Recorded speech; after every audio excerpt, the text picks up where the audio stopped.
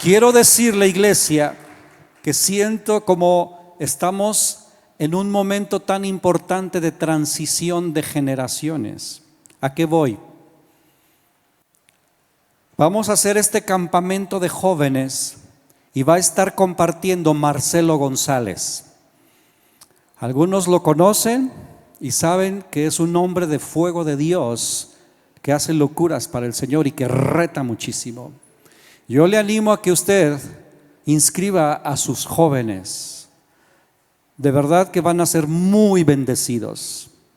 Invite a cuanto joven pueda. Esto no es un evento nada más para nosotros, van a venir de otras congregaciones. Entonces, por favor, participe, animando a los jóvenes a inscribirse al campamento.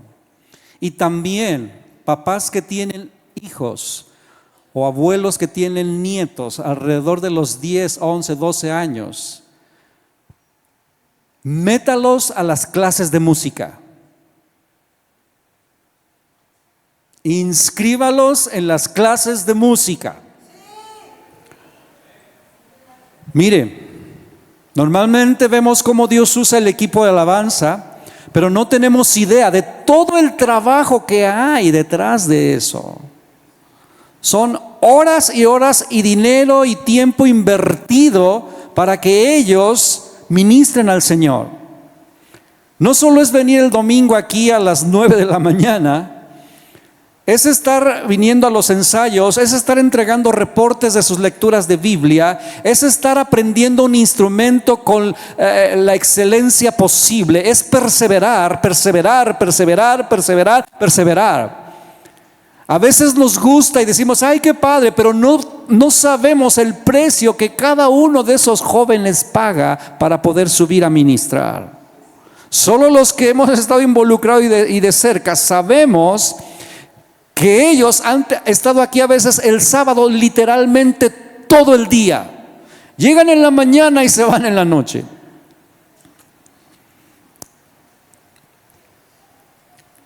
Pero vale la pena servir al Señor.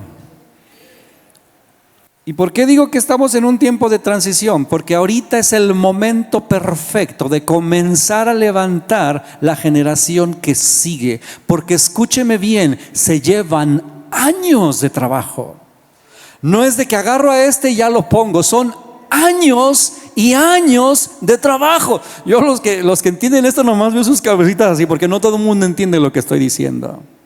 Pero si tú, papá, tienes a un niño de edad de 10, 11 años o aún más chiquito, aunque ahorita no podemos darles clases más chiquitos, pero busca la manera, sobre todo si tú sabes que tienen un llamado, para ministrar en la alabanza. Porque los adoradores, escúchame bien, no se forman en un día, se forman a través de los años. Exigimos adoración, nos quejamos cuando no hay buena adoración, pero se requiere de mucha inversión, tiempo, dinero y esfuerzo. Y yo estoy confiando en que algunos papás van a escuchar lo que el Espíritu Santo está haciendo, porque si no empezamos ahorita, estos jóvenes que ahorita ya tienen 20 años más o menos, en 4 o 5 años ya van a ser profesionistas, algunos ya se van a casar y empieza a haber una transición. Y si nosotros no preparamos la generación que viene, ay de nosotros. Pero yo no puedo obligar a nadie a esto. Será el Espíritu Santo el que pondrá en el corazón tanto de los padres como de los hijos para que se involucren en esto. Pero sobre todo, si usted, papá, tiene entendimiento y usted quiere que su hijo le sirva al Señor en la adoración, meta a su niño. Pablo es testimonio de que él no quería aprender ningún instrumento. Pero ahora Dios lo ha seducido y lo ha capturado. Bueno, esta no era la prédica, solo era una palabra de ánimo. Voy a compartir, no sabía ni cómo titular esto. Bueno, tenemos Biblias de 100 pesos, son muy baratas. Si usted no tiene Biblia o quiere regalar una, 100 pesitos en la librería. El título de esta prédica, no sabía cómo ponerle, pero al final le dije, Señor, dime cómo le pongo, porque no sé. Y bueno, El título es Pensamiento lógico y fe. Repítalo conmigo, pensamiento lógico y fe. Son dos cosas que parece que se oponen, pero realmente van muy juntas si la entendemos, si lo entendemos. Padre, gracias por ayudarme a expresar lo que tú me mostraste y lo que tú quieres que yo comunique hoy. Ayuda a que mis hermanos, Señor, presten atención y no se distraigan, y que yo pueda también explicar con claridad en el nombre de Jesús. Amén. ¿Puedes pasar mi Biblia, por favor? El pensamiento lógico, ¿qué es? Gracias. ¿Qué es el pensamiento lógico? Bueno, es una forma de razonar de manera estructurada y coherente para llegar a conclusiones válidas. Eso es pensamiento lógico. Lo repito porque sé que son conceptos que necesitamos como retener. Pensamiento lógico es una forma de razonar de manera estructurada y coherente para llegar a conclusiones válidas. El pensamiento lógico fomenta la capacidad de cuestionar ideas. Cuestionar ideas, y en este caso, nuestras propias ideas.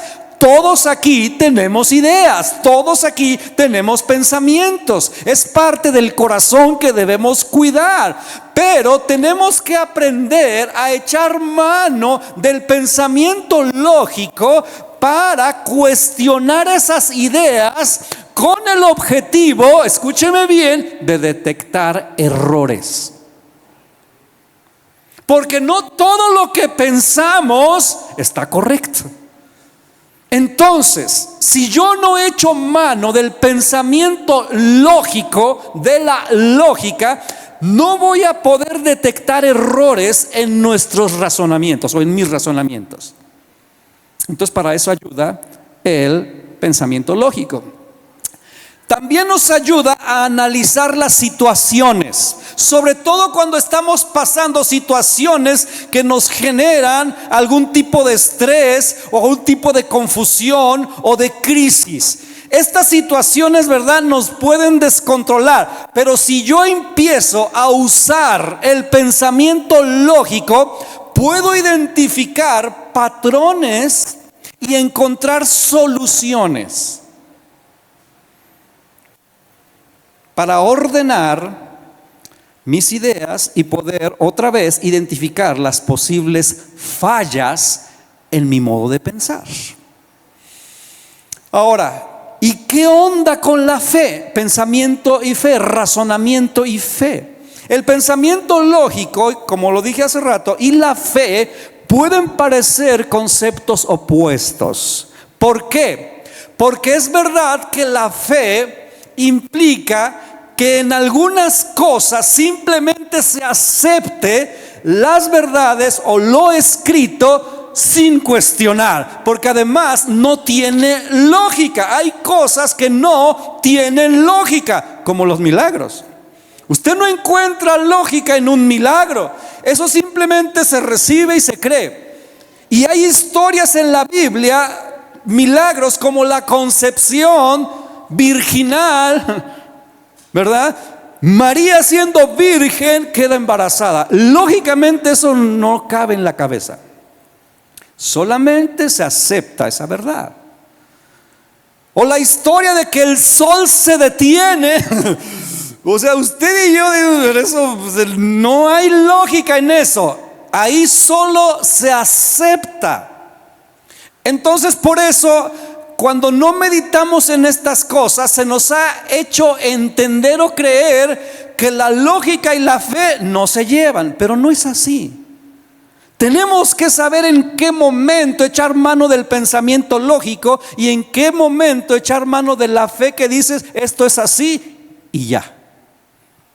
Esto es madurez, hermanos. Es madurez. Mire, se complementan en qué cosas. Por ejemplo, la Biblia es un libro que requiere, realmente si usted le interesaría estudiar no nomás leer, estudiar este libro, usted va a necesitar el pensamiento lógico. ¿Por qué? Porque la teología, algunos han estudiado teología, requiere que te apoyes en los principios lógicos para poder interpretar este libro. También en la Biblia, aquí encontramos principios éticos y morales, como en el libro de Proverbios. El libro de Proverbios está lleno de principios éticos y morales que están llenos de lógica. El que guarda su boca y su alma, el que guarda su boca y su lengua, su alma guarda de angustias. Eso es un versículo que me aprendí. Ya estoy poniendo en práctica mi propia predicación.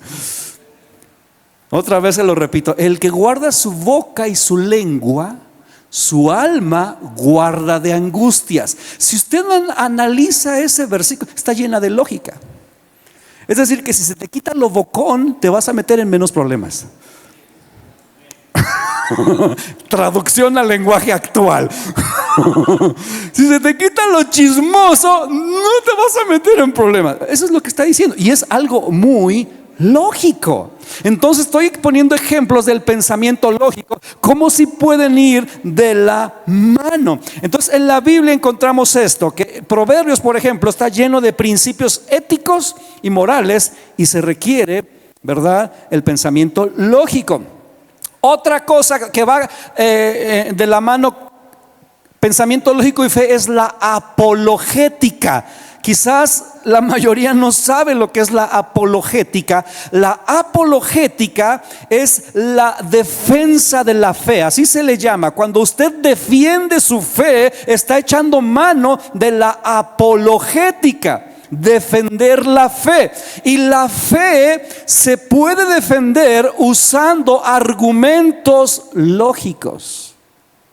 ¿Y qué es lo que normalmente la gente que no es cristiana está esperando? Encontrarle algo de lógica a lo que usted intenta explicarle. Entonces hay que aprender apologética, pero hoy no vamos a estudiar la apologética. Ya quizás luego daré una clase de apologética, pero ahí van juntos fe y pensamiento lógico. Mire, le voy a dar ejemplos o más ejemplos de cómo la Biblia, ¿verdad?, echa mano del pensamiento lógico, de la lógica. Por ejemplo, el juicio que hizo Salomón cuando llegaron dos mujeres diciendo que el niño era de las dos.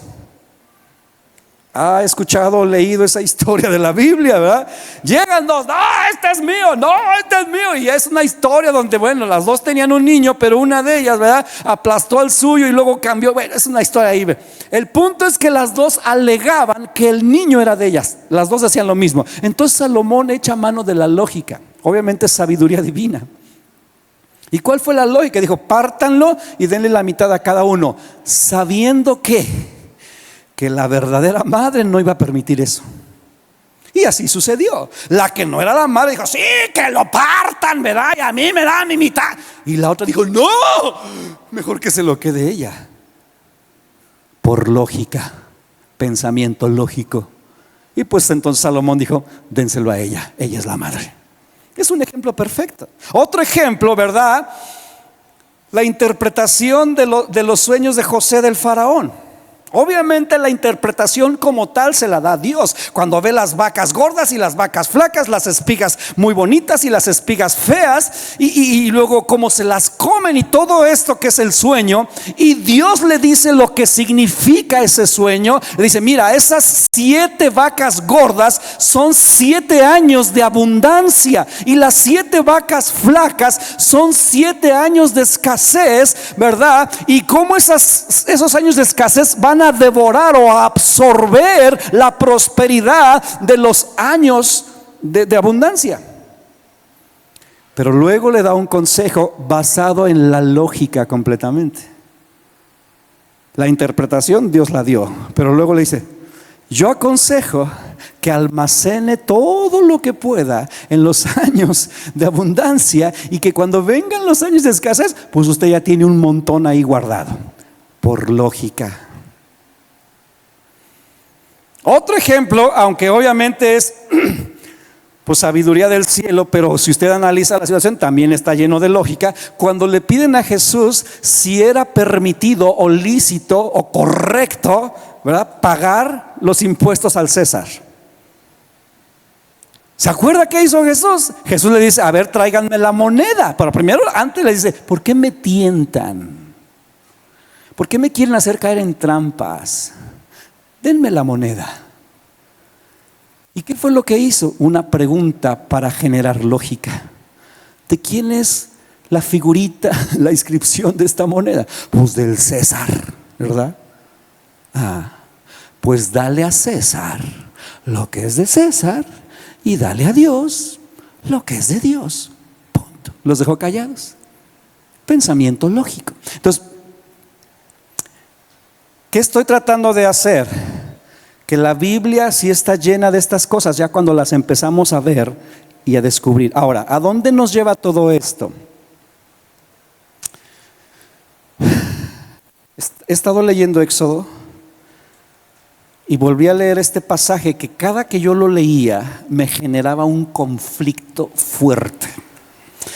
Y quiero compartirle eso. Vamos a Éxodo capítulo 32. Éxodo capítulo 32.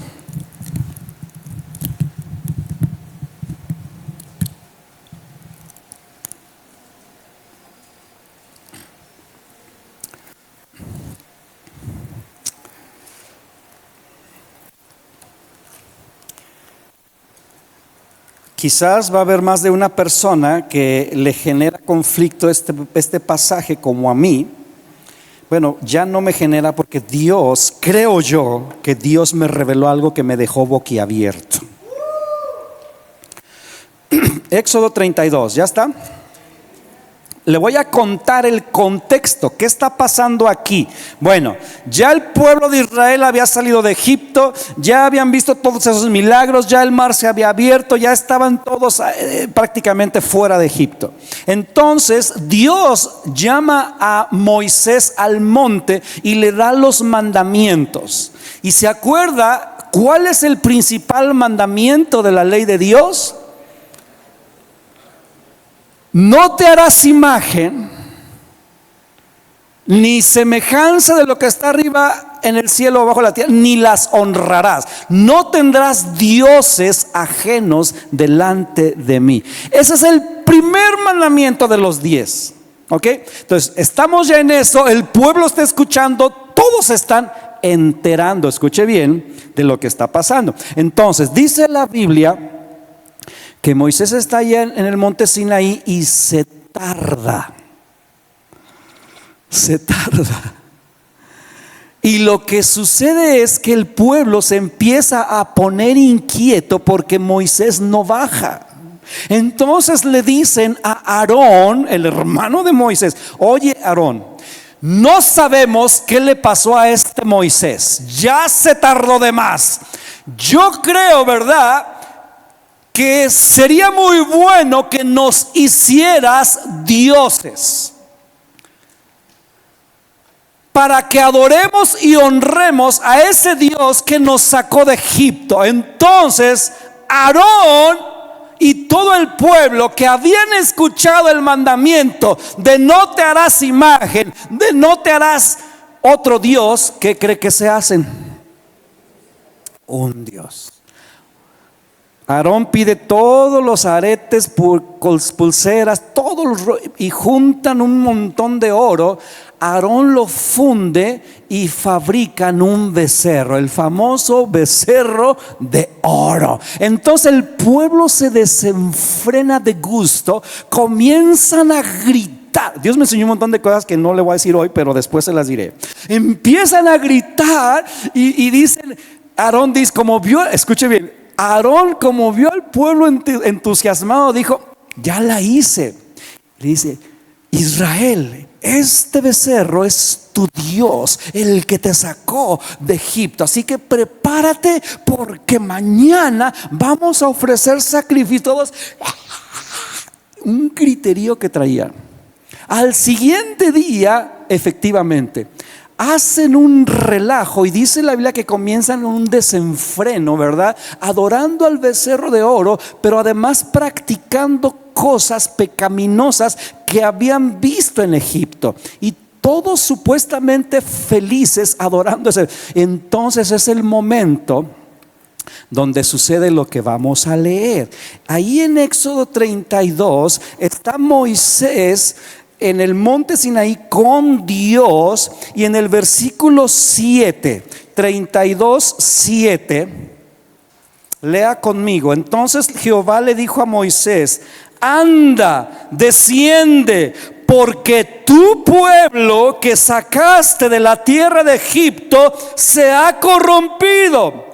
Pronto se han apartado del camino que yo les mandé, se han hecho un becerro de fundición y lo han adorado y le han ofrecido sacrificios y han dicho: Israel, estos son tus dioses que te sacaron de la tierra de Egipto.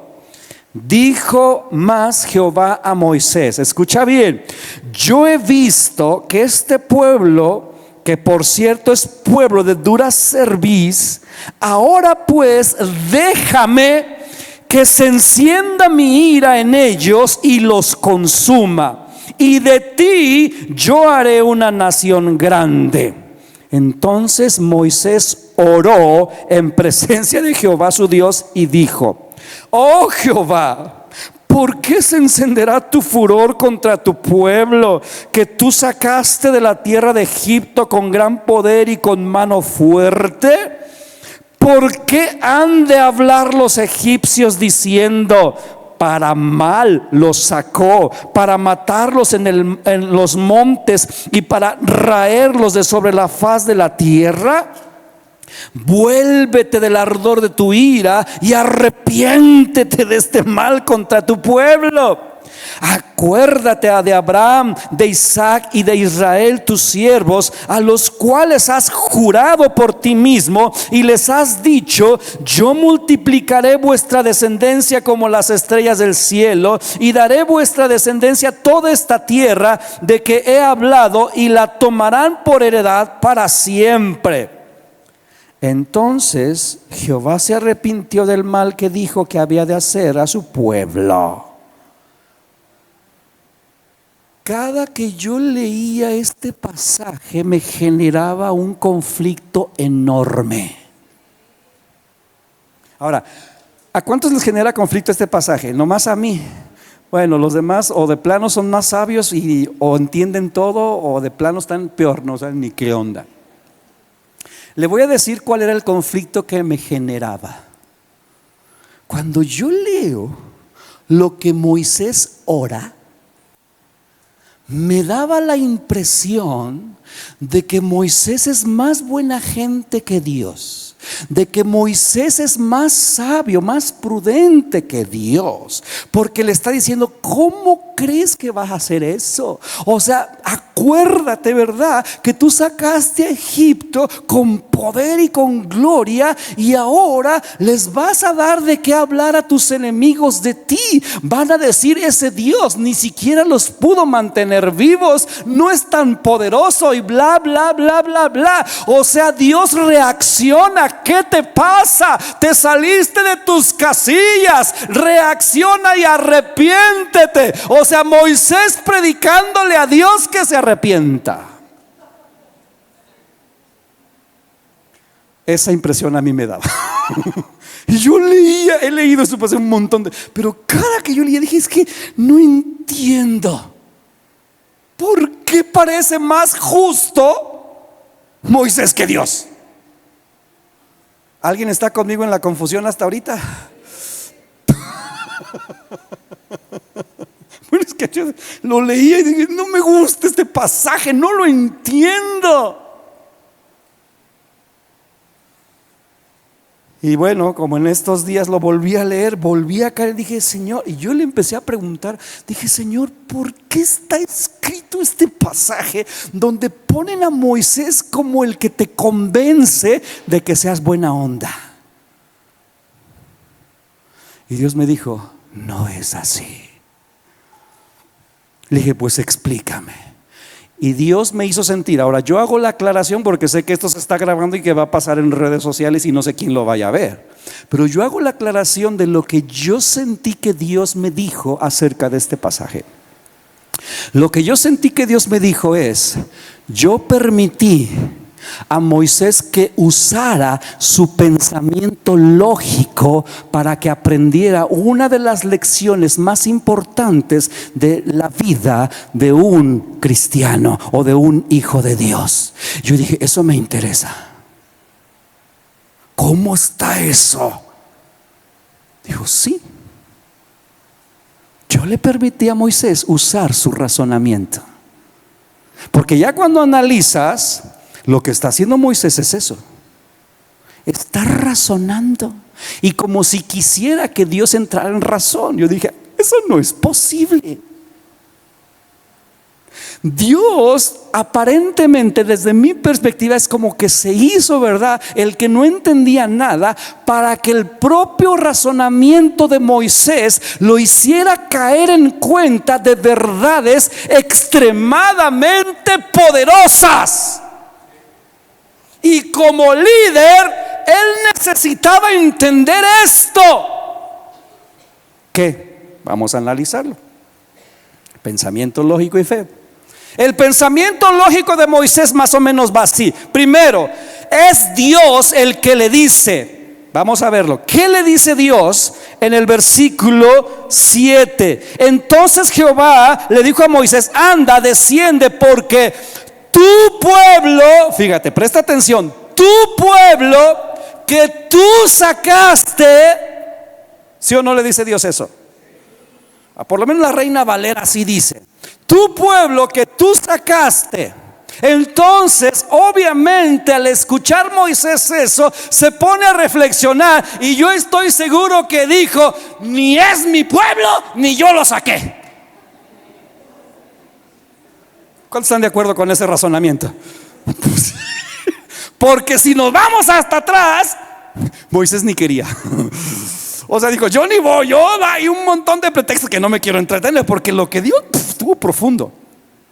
Pero Dios, ¿por qué le dice eso? Ahora, Dios no estaba mintiendo, porque esa declaración tiene una parte de verdad. Porque en un sentido sí era el pueblo de Moisés. ¿Por qué? Porque Moisés pertenecía a ese pueblo. En ese sentido, pues sí es cierto. Pero en la parte que no, es que Moisés no era el dueño de ese pueblo. Ahí es donde entra Dios.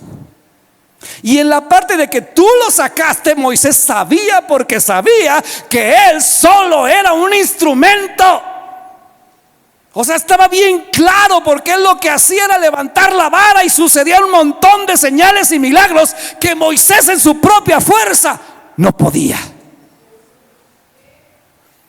Pero humanamente, ¿quién fue el instrumento para sacar al pueblo de Israel?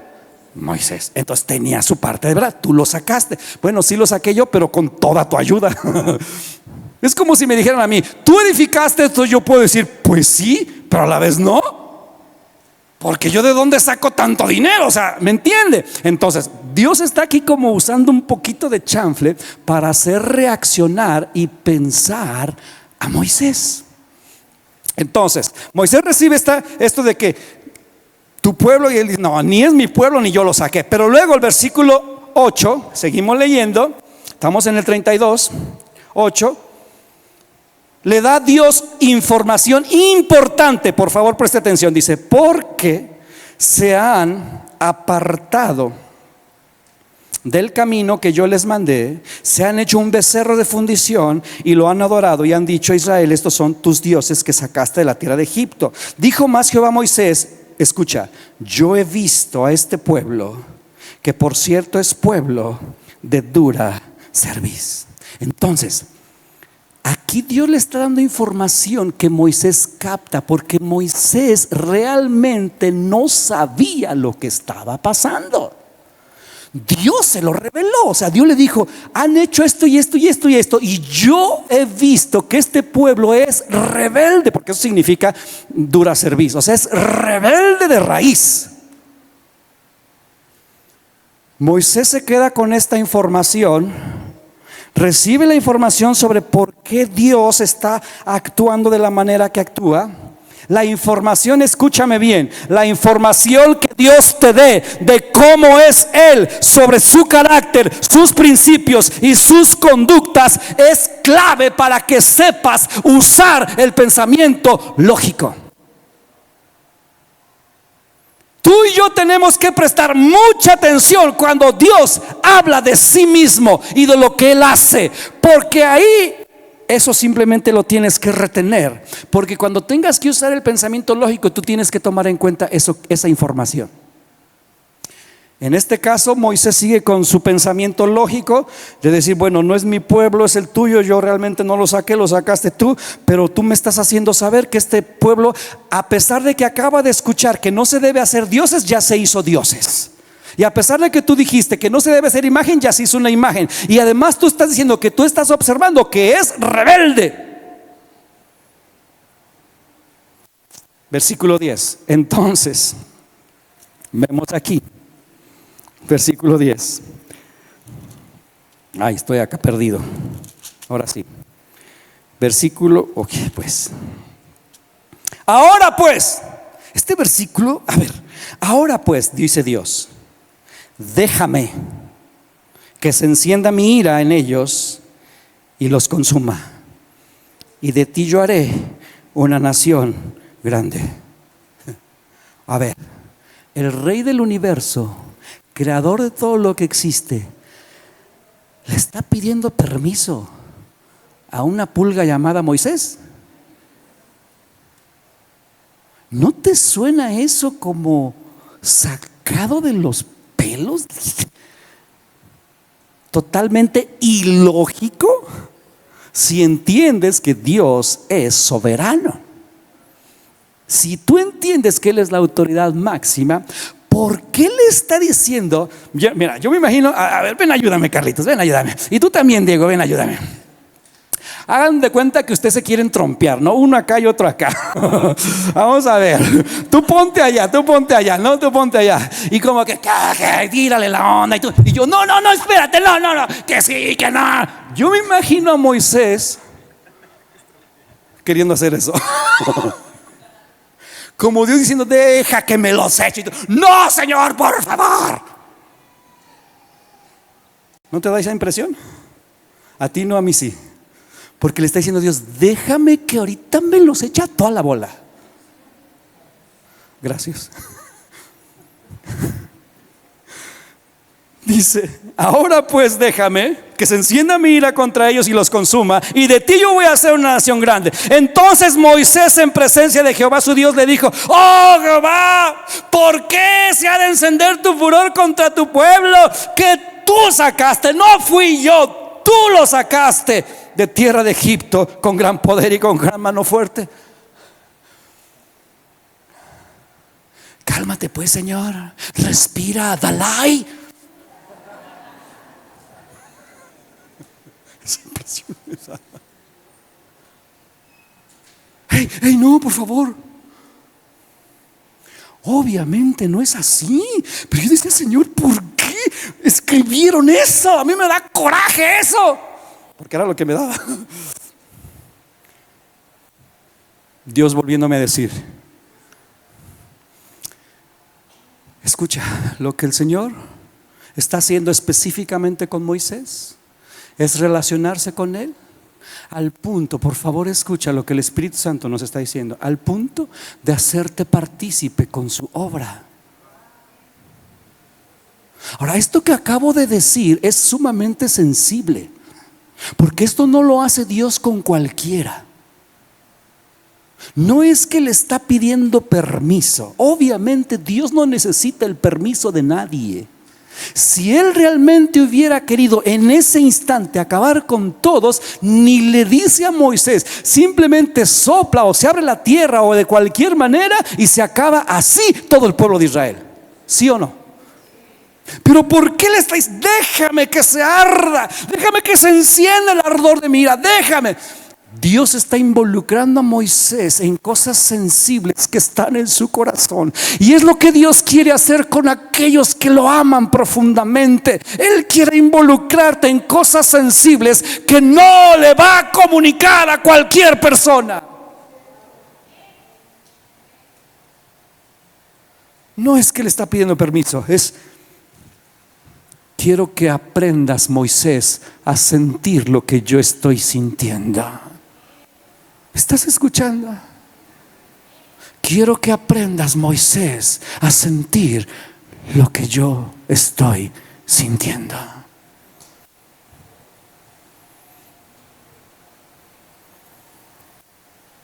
Lo que está haciendo Dios en ese momento es manifestar una faceta de su persona que es inevitable verla, que es su santidad. Él le está enseñando a Moisés: soy un Dios santo, tengo poder, ejerzo justicia y autoridad y soy íntegro. Apréndelo, Moisés. Apréndelo, iglesia. Dios siempre es santo. Él ejerce poder y dominio. Él ejerce justicia. Él es íntegro. Y es ahí cuando entonces Moisés pues comienza a suplicar, como si lo quería convencer, ¿no? Lo que ya dije hace rato. Dice el versículo siguiente: entonces Moisés oró en presencia de Jehová su Dios y le dijo: Jehová, ¿por qué se encenderá tu furor contra tu pueblo que tú sacaste de la tierra de Egipto con gran poder y con mano fuerte? Como diciendo: Dios, no te entiendo. Si tú los querías destruir desde un principio, lo hubieras hecho. ¿Por qué vivimos tanto nosotros como los egipcios tanta cosa? ¿Por qué mostraste tantos milagros? ¿Era necesario? Si a final de cuentas los ibas a destruir, ¿por qué no lo hiciste juntamente con aquellos primogénitos del pueblo de Israel? ¿Por qué aún les dijiste que hicieran, verdad, la famosa Pascua, el sacrificio de este cordero, y untaran esa sangre para evitar que el ángel de la muerte entrara y matara? Mejor los hubiera, mi razonamiento lógico, es como Moisés diciendo: ¿por qué?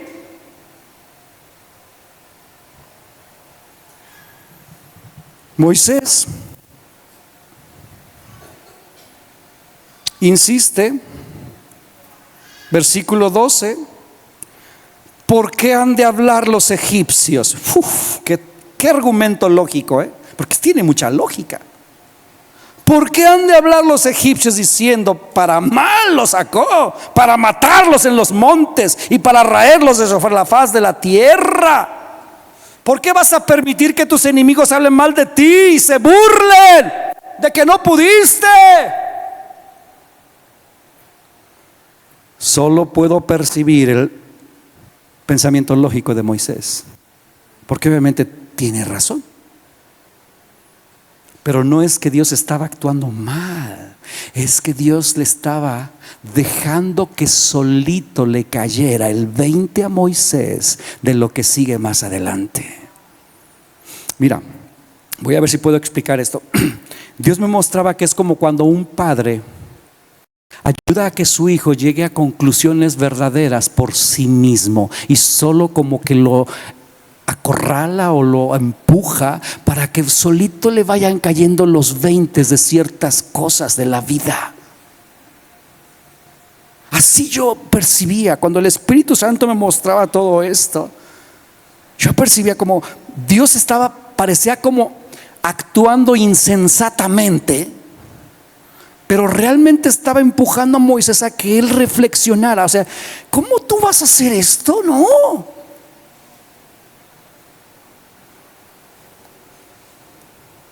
Pensamiento lógico. Pero luego fíjate lo que le dice. Digo, para que amarre, ¿no? Versículo 13: acuérdate de Abraham, de Isaac y de Israel, tus siervos, a los cuales has jurado por ti mismo y les has dicho: yo multiplicaré vuestra descendencia como las estrellas del cielo, y daré a vuestra descendencia toda esta tierra de que he hablado, y la tomarán por heredad para siempre. Versículo 14: entonces Jehová se arrepintió.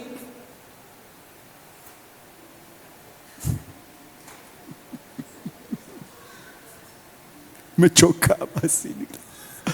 Aquí hay algo que no entiendo.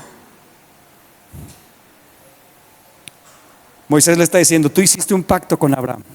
Ahora, Moisés entendía lo que era hacer pactos, su cultura. Y él sabía que un pacto no era cualquier cosilla. Era algo sumamente serio. Dice, tú hiciste un pacto con Abraham y tú eres un Dios perfecto, íntegro, que no falla. No quedes mal. Tú prometiste. No es que Moisés era más inteligente que Dios. Le estaba permitiendo que echara mano del pensamiento lógico. Ahora, ¿esto en qué nos ayuda a usted y a mí? En mucho. Porque si usted aprende a echar mano del pensamiento lógico en tiempo de crisis, vas a salir más rápido. Te acabo de dar una perla. Porque normalmente estamos en crisis y hay un bombardeo de pensamientos negativos y tú estás ahí, pero si tú tienes presente, almacenada la palabra de Dios en tu corazón, por eso la importancia de memorizarla. Si tú la tienes, ahí vas a encontrar una lucha entre lo que tú sientes y en lo que tú ves, pero en lo que está aquí. Y tú entonces pensar, bueno, esto está así, pero Dios dice esto. Bueno, esto parece que va para allá, pero la palabra dice esto. Pensamiento lógico que te va a llevar a descartar tus pensamientos equivocados.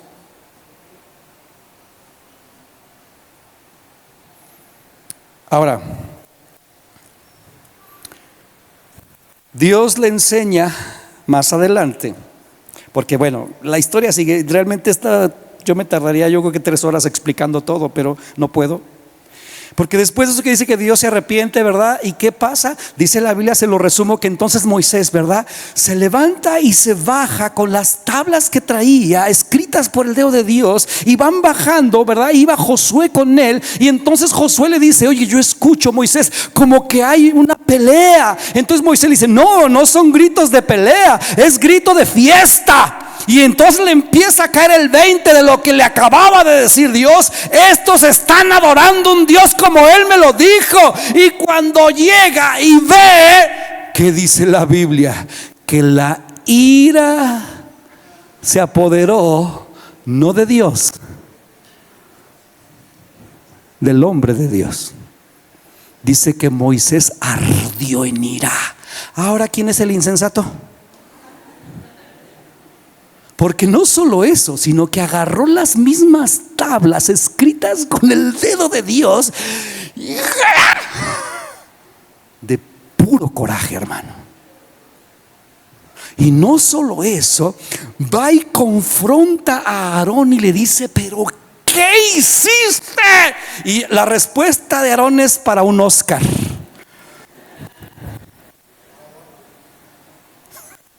Léala en su casa, se la cuento, pero léala. O sea, Aarón, cuando se ve con la furia del Moisés aventando la tabla, ¿qué hiciste? Nos acaba de decir Dios que no nos hagamos dioses, que no nos hagamos ídolos. ¿Y qué hiciste, Aarón? Ay, bueno, es que como te tardabas y el pueblo me dijo, y pues yo junté todo el oro y lo puse al fuego y salió un becerro. Así dice, hermano. Por eso digo que es un Oscar. Ay, sí, sin Saladín, ¿no? Ahí va el oro y pum, salió un becerro. Mentiroso. Él lo hizo, pero él se lava las manos y dice, salió un becerro. Moisés agarra ese becerro, dice que lo pulveriza. Imagínense cómo estaba de enojado. Lo hace polvo, lo echa en el agua y luego hace que se la traguen. Perdónenme las palabras, pero es lo que hace. Todos se tragan su becerro. ¡Pum! ¡Órale! ¡Tomen el agua! Furioso. Ay, Moisés, pues no que estabas aplacando a Dios. Ahora hay que ver quién te va a aplacar a ti.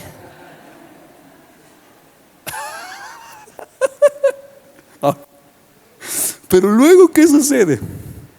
Algo bien grueso. Moisés dice: quien esté conmigo y con Dios, júntese. Y dice que solo se juntan con él los levitas. Dentro obviamente estaba Aarón, porque Aarón pertenecía a esa tribu. Y luego les dice: solo ustedes agarren su espada y maten. No importa si son sus hermanos, sus familias o sus amigos, maten.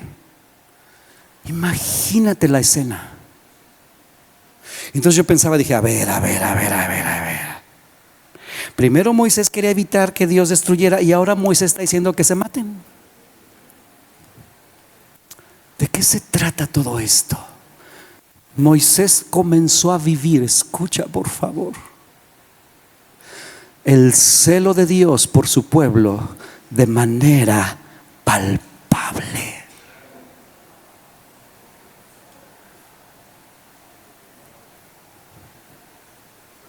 Pero más adelante, capítulo 34, o sea, esa historia sigue ahí. Y se mueren, ya hasta se me olvidó no sé cuántos. Y bueno, sucede terrible. Y luego más adelante Moisés va otra vez con Dios, y es ese momento que a todos nos encanta. Bueno, a la mayoría quizás cuando lo lee, cuando Moisés vuelve a subir y le dice: Señor, muéstrame tu gloria. ¿Ha leído ese pasaje donde dice: sí, a mí también, sí? O sea, yo digo: a ver, ¿qué está haciendo Moisés? O sea, no entiendo. Muéstrame. Había algo que ya había probado momentos antes, cuando Dios permite que el pensamiento lógico de Moisés lo lleve a experimentar lo que es la justicia divina. Y luego él dice: no, hay más, quiero conocer, hay más, muéstrame tu gloria. Y entonces dice la escritura, capítulo 34, o sea, todas esas instrucciones que ya dice que no me puedes ver cara a cara, yo voy a pasar por un lado, tú escóndete en la peña, vas a ver mi espalda, todo eso está ahí. Pero luego dice el capítulo 34, versículo 34:5, dice: y Jehová descendió. Wow. Jehová descendió en la nube y estuvo allí con él, proclamando el nombre de Jehová. A ver, cuando Moisés se encuentra en la zarza con Dios, le pregunta: ¿quién eres? ¿Cuál es tu nombre? Y le dice: yo soy el que soy. Moisés es el primer ser humano que recibe el entendimiento del nombre de Dios. Yo soy el que soy. Pero aquí otra vez, no sé cuánto tiempo después, se le muestra el Señor, pero lo que hace Dios fue proclamar su nombre. Proclamar su nombre es dar una descripción de ese nombre, porque antes era: yo soy el que soy, punto, hasta ahí. Jehová, Yahvé, como lo quieras pronunciar. Pero ahora, cuando Moisés le dice: muéstrame tu gloria, Dios desciende en la nube, pero lo que hace es proclamar, explicar ese nombre que antes le había enseñado. ¿Y cuál es la explicación de ese nombre? Dice versículo 6: y pasando Jehová por delante de él, proclamó. O sea, no fue Moisés el que proclamó fue Dios mismo. Y Dios dijo de sí mismo: Jehová, Jehová, fuerte, misericordioso y piadoso, tardo para la ira y grande en misericordia y verdad.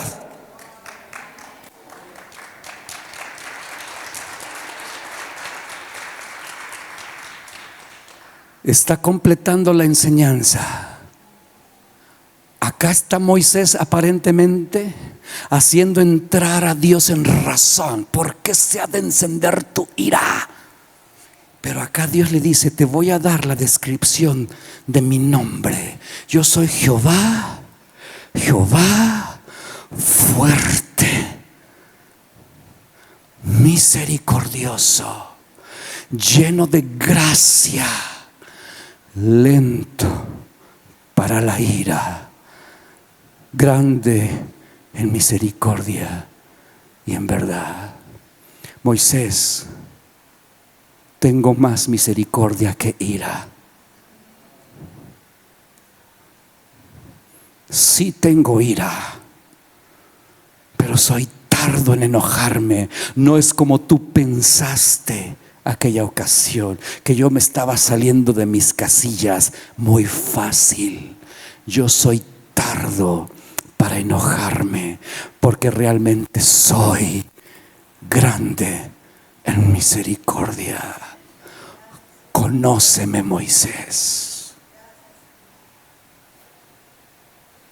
Y toda esta conclusión comenzó con un argumento lógico de parte de Moisés. Pero cuando Dios completa la enseñanza, escucha bien, la fe de Moisés fue inquebrantable.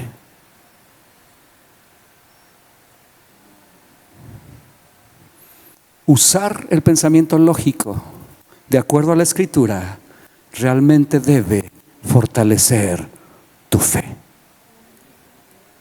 Dios no está diciendo que tires tu cerebro y que nunca razones. Ahora, ya se me acabó el tiempo. Me deja tantitos minutos más, porfa. Mire,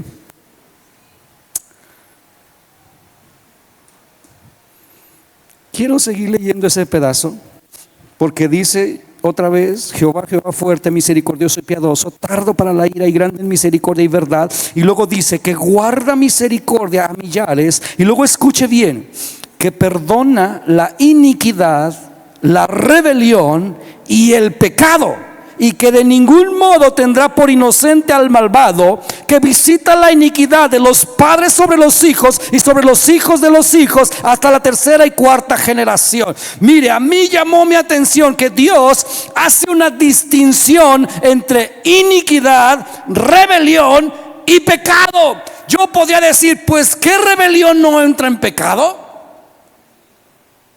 ¿Por qué Dios hace esta distinción? ¿Por qué menciona la palabra rebelión aquí? Diciendo, yo soy tardo para la ira y grande en misericordia, pero puedo perdonar la iniquidad, la rebelión y el pecado. Lo que el Señor me decía: obviamente la rebelión es pecado, pero escucha, la raíz o la esencia de todo ese pecado es precisamente la rebelión, porque fue lo que surgió primero en Luzbel, que luego se convierte en Lucifer. Rebelión, pero eso mismo vino luego a surgir en el corazón de Adán y Eva, porque Dios, usted sabe la historia, le da una instrucción: de este árbol del bien y del mal no puedes comer, de todos pueden comer. Escuche bien, en el momento en que Dios le está dando una instrucción, en ese momento estaba enseñando y poniendo a Adán y Eva bajo autoridad, porque si no hubiera ninguna instrucción, ¿bajo autoridad de quién están?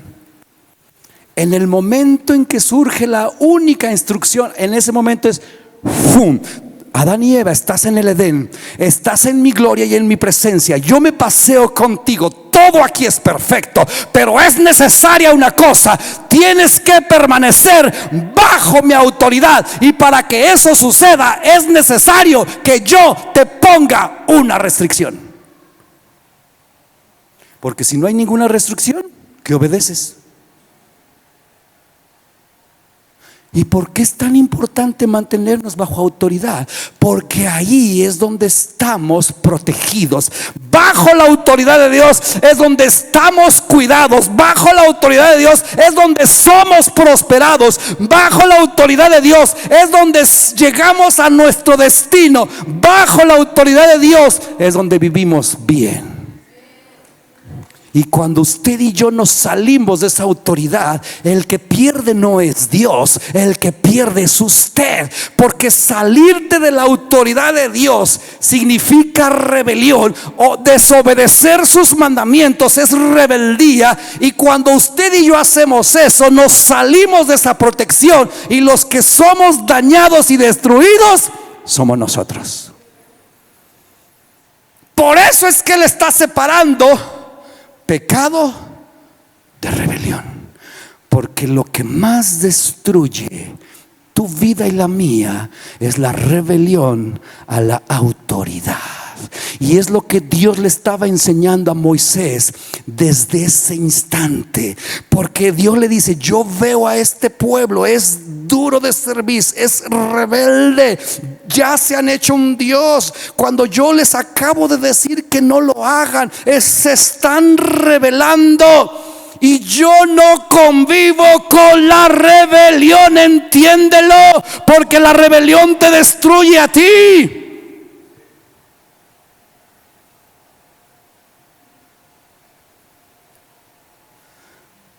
Si usted y yo cachamos esto, nos debe entrar un temor santo a la rebelión. Y rebelión es todo tipo de desobediencia a la autoridad, porque Dios ha puesto autoridad por todos lados. Y la Biblia dice que toda autoridad es puesta por Dios, y el que desobedece o no se somete a esa autoridad, el que resiste a esa autoridad, a quien está resistiendo es a Dios, porque Él es la autoridad máxima. De hecho, Él es autoridad. Él habló y sucedió. Su palabra tiene esa autoridad. Por eso cuando en el Nuevo Testamento ese centurión del cual Jesús se maravilla, es porque ese centurión entendía el principio de someterse a la autoridad, y Jesús lo elogia y une eso con la fe de ese hombre, porque lo que le dice ese hombre: no tienes que ir a mi casa, desde donde tú estás, yo sé quién tú eres, tú tienes autoridad y yo entiendo la autoridad. Yo le digo a este: ve y va, yo le digo a aquel: ven y viene. Yo estoy bajo autoridad y yo ejerzo autoridad. Tú solo tienes que dar la palabra y va a suceder, porque tú eres la autoridad. Entonces este centurión, más que confiar en el poder de Dios, confiaba en la autoridad de Dios, porque a final de cuentas su poder desciende de su autoridad. Si Él dice que suceda, sucede. Iglesia, vamos a crear conciencia de cuánta rebeldía podemos tener y no nos damos cuenta, porque esa fue la lección en este pensamiento lógico de Moisés. Moisés, si yo me enciendo en ira, no es porque soy insensato, es porque no convivo con la rebelión, porque fue la rebelión la que destruyó mi relación con Adán y Eva. La muerte entró por causa de la rebelión. La tierra fue maldita por causa de la rebelión. Y tu destrucción como ser humano es por causa de la rebelión. No convivo con rebelión. Moisés, apréndelo. Por eso mi ira se enciende, porque no me puedo quedar como que no pasa nada delante de la rebelión.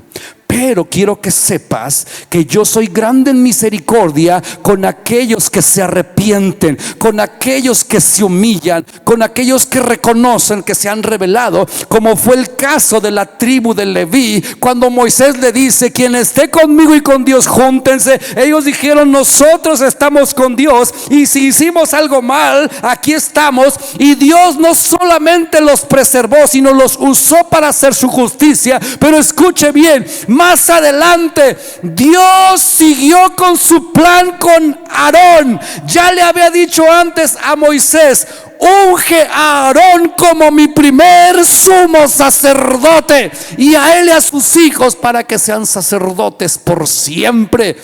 Y Dios no los quitó de ese cargo por causa de la rebelión. ¿Pero por qué? Porque se arrepintieron. Porque Él es lento para la ira y grande en misericordia y verdad. El pensamiento lógico nos lleva a estas revelaciones tan profundas que te pueden dar un sentimiento de santidad que la verdad necesitamos.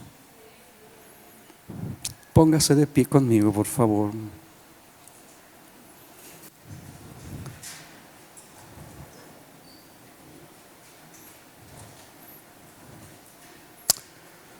¿Puedes pasar al teclado, por favor?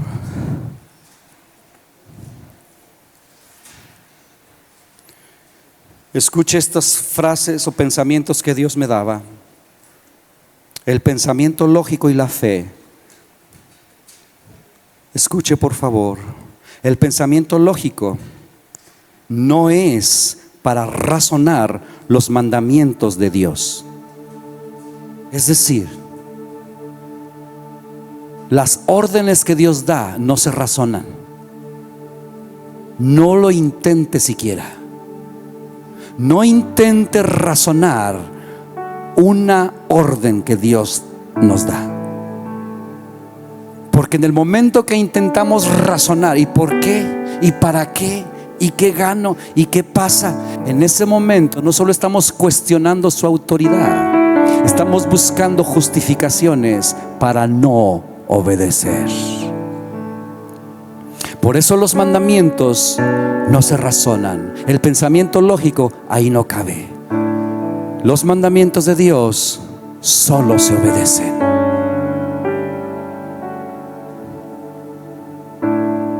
Las instrucciones que Él da no las debemos ni considerar como sí o no. Obedezcamos. El pensamiento lógico no es para cuestionar a Dios. Es para cuestionarnos a nosotros mismos si estamos creyendo bien, si lo que estamos haciendo, sintiendo o diciendo o pensando va en armonía con Dios o no. Si mi pensamiento lógico me está llevando a desobedecer a Dios, debo frenarlo inmediatamente. Debo frenarlo. No, eso me está llevando a desobedecer a Dios. Fuera con eso. El razonamiento lógico mucho menos es para pensar en lugar de Dios. O sea, pues no. Como Sara tuvo un pensamiento lógico, pero fuera de lugar. Oye, Abraham, pues ya ves que somos viejos. A mí ya se me pasó la regla y Dios dijo que haría esto, ya pasaron tantos años. Pues a lo mejor Dios me da hijos a través de mi sierva. Sara pensó por Dios. Y usted y yo sabemos, los que hemos leído, que hasta el día de hoy hay consecuencias negativas de esa decisión. Hasta el día de hoy. No pensemos por Dios. Escucha a Dios, pero no pienses por Dios. El razonamiento lógico debe ser ¿para qué? Para afirmar la verdad en mi corazón, lo que está escrito aquí. Usa tu razonamiento para que esto se haga carne en ti. Debemos conducir nuestro razonamiento lógico por los rieles de la palabra de Dios.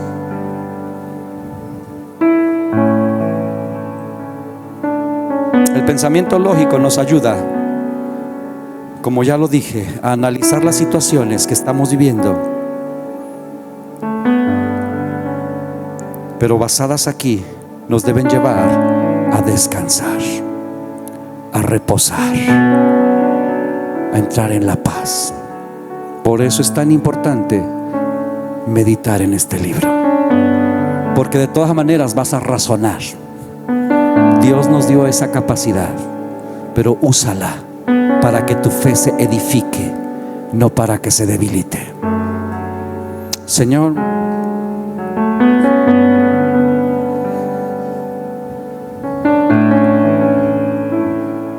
yo no sé si me faltó tiempo para hablar,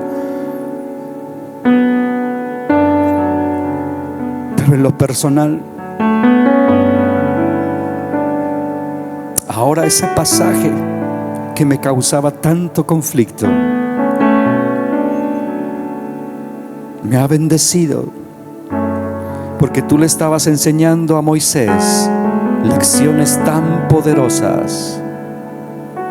Tú no toleras la rebelión, porque la rebelión nos destruye y tú nos amas. Por eso es que tu ira se enciende. Pero aún a pesar de que no toleras la rebelión a la autoridad, tú dijiste que tu nombre es fuerte y misericordioso, lento para la ira y grande en misericordia. Yo pido por mí y por mis hermanos que nos ayudes a usar nuestro razonamiento lógico para que nuestra fe sea más fuerte y no más débil. Y para que entendamos que eso que le enseñaste a Moisés se aplica hoy en día. Tú no quieres que ninguno de nosotros seamos rebeldes, desobedientes a nuestra autoridad.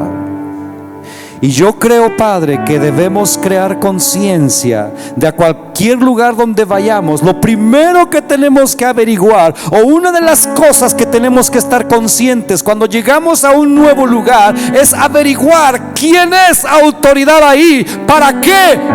Para someternos y honrar.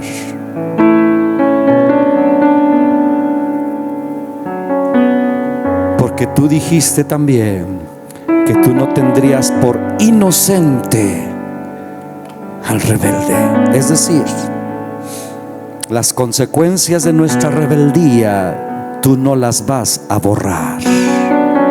Tú nos puedes perdonar, pero nos dejarás sufrir consecuencias.